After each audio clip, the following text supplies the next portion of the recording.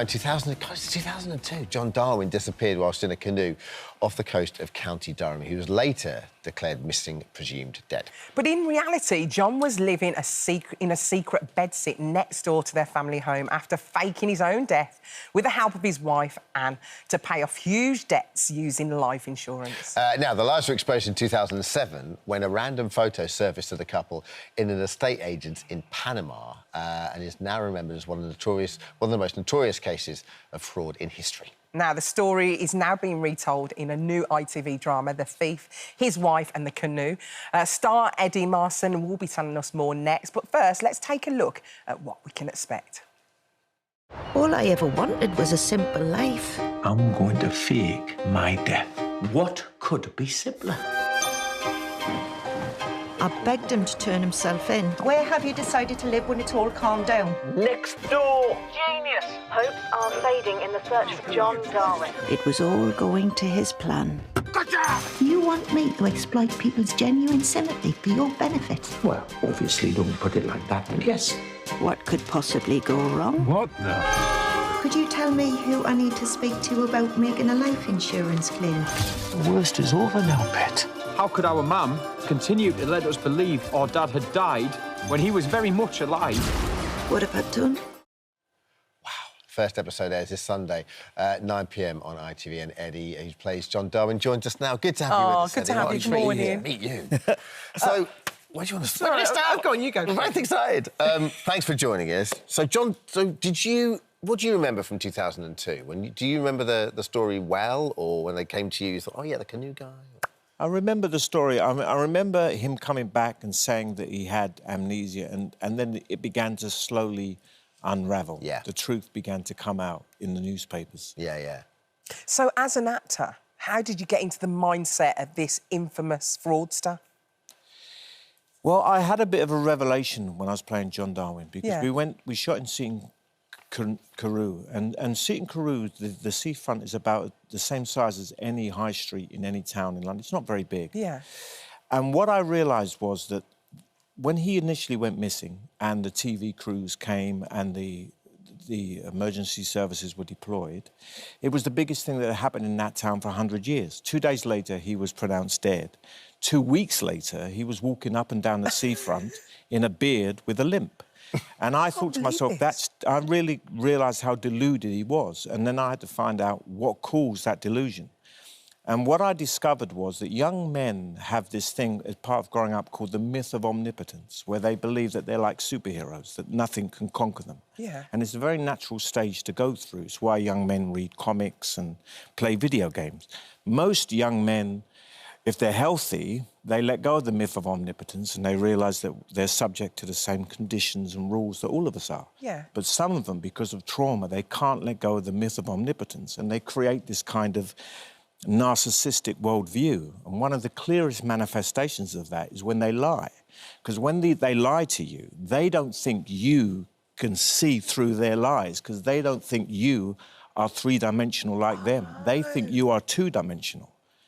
And the fascinating thing is that John Darwin was born in a mining village, the son of a labourer, and became a biology teacher. And when he behaved like that, he got sent to prison. And the thing about this country is if you come from a more privileged background and you behave like that, you can become Prime Minister. It's so true. So with him, what's interesting, we were talking just before we started, and you said, you know, you're notoriously, you're very good at playing versions of sort of toxic masculinity. Yes. This is different, because I remember the story, like, it's always, I don't want to say benign, or it's not a lovable rogue or anything, but there is a benignity to this, to the point, isn't there? Well, actually, if you scrape underneath the surface, there's some pretty dark undertones here. Well, I'll tell you what's really interesting.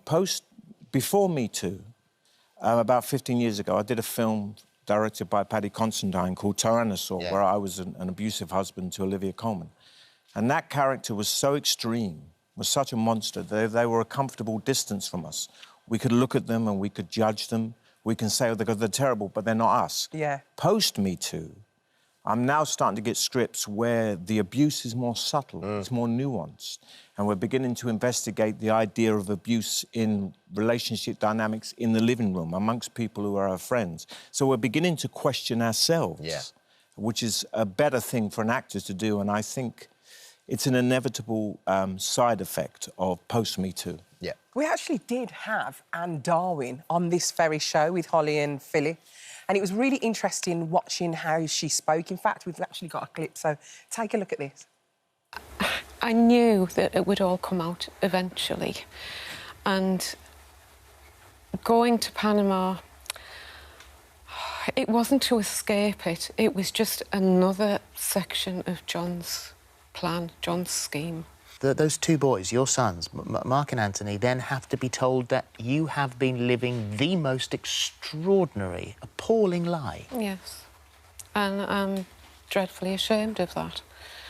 I never should have done it, but I just didn't have the confidence to stand up against John and not take any part in it. It's unbelievable. And the story's actually told from Anne's point of view. Yeah. And obviously Monica Dolan plays her brilliantly. Both of you just do such a good job.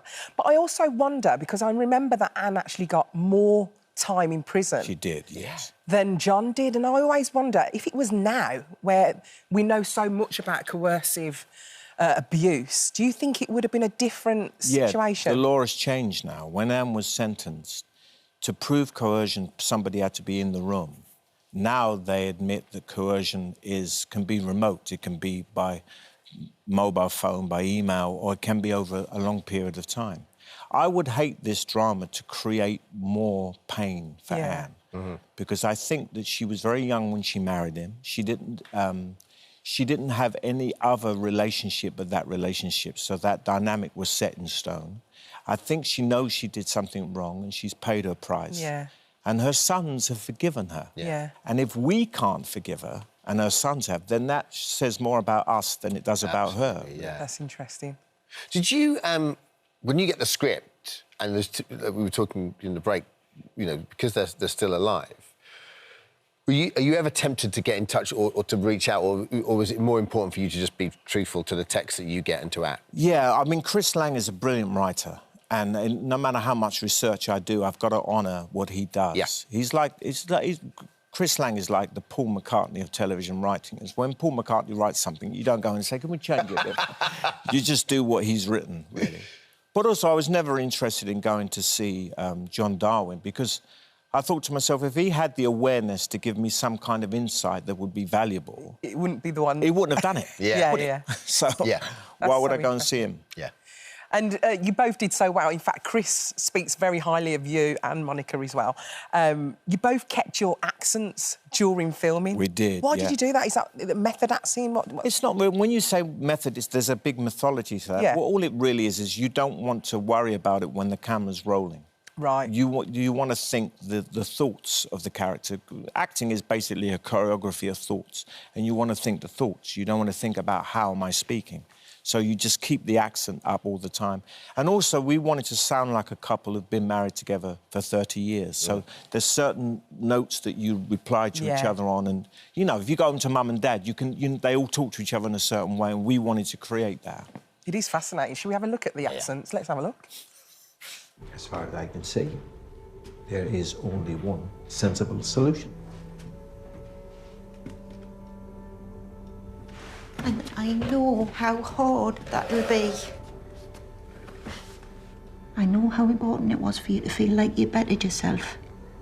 But I promise you, filing for bankruptcy won't make me love you one single jot less. Bankruptcy? Yes. What are you talking about? You said there was only one sensible solution. And there is, but it's not bankruptcy. Well, what on earth is it then? You're going to love this. It's faking my own death. You do. Unbelievable. Do you struggle, like, you're such a great actor, and you know, with characters, with great actors, always sort of show empathy. It's quite hard to be empathetic to this guy, and yet you make him empathetic. You see empathy there? There's a great rule in acting. I think there was I forget his name, but there was a Roman playwright who lived in North Africa, and when he was writing, he said that nothing human is alien to me. That should be the golden rule of acting. So you can't judge the character you're playing. You have to understand them. You don't excuse them, but you understand them. And that's what makes bad characters, if you play them well, more frightening. Yeah. Evil monsters aren't frightening, but somebody who does evil things but you can understand why they do them, that's terrifying. Sure. It's fascinating. Eddie did such a good job. The Thief, His Wife and The Canoe is on ITV, 9 p.m. from Easter Sunday, and then it's going to be on Monday, Tuesday and Wednesday. I love it when it's like that. I love the strip. Just bang them all out. Yeah. Thank you so much for joining us. Thank you very much. Thanks a million. Lovely, Cheers, thank you.